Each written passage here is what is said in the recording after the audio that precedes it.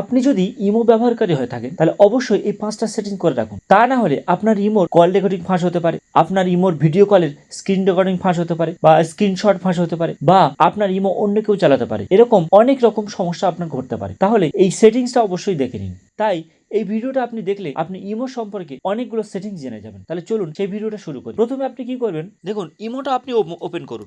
ইমোটা open করলাম, করার পর দেখুন এখান থেকে এই যে সিকিউরিটি অ্যান্ড প্রাইভেসি, সিকিউরিটি প্রাইভেসিতে ক্লিক করব। করার পরে এখানে দেখুন এই চ্যাট অ্যান্ড কল প্রাইভেসি এর উপরে ক্লিক করব। করার পর দেখুন ব্লক স্ক্রিনশট ফর কল, এটাকে আমি অন করে দেবো। এটা অন করে দিলে কি হবে, আপনার ফোনের স্ক্রিনশটটা কেউ নিতে পারবে না, বা আপনার কোনো রকম কলের রেকর্ড বা কলের স্ক্রিনশট কেউ নিতে পারবে না। তাহলে এটা আপনার পুরোপুরি সেফ থাকবে। এবং 2 নম্বর সেটিংসটা আপনার খুব মজার একটি সেটিংস। তাহলে সেটা দেখুন, প্রথমে কি করবেন, সিকিউরিটি অ্যান্ড প্রাইভেসি চলে যাবেন। যাওয়ার পর এখান থেকে দেখুন ইনভিজিবল ফ্রেন্ডস, এই ইনভিজিবল ফ্রেন্ডস এর উপর যাবেন। যাওয়ার পর এখান থেকে অ্যাড ইনভিজিবল ফ্রেন্ডস এর উপর যাবেন। এখানে কোনো একটা নম্বরে আপনি ওকে করবেন।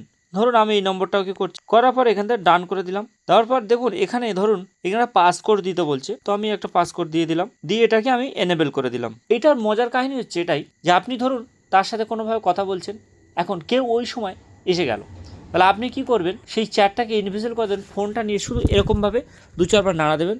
দেওয়ার পরে অটোমেটিক আপনার চ্যাটটা ওখান থেকে সরে যাবে। তাহলে যে আপনার কাছে এসে সে কিন্তু আর ওই চ্যাটটা দেখতে পাবে না।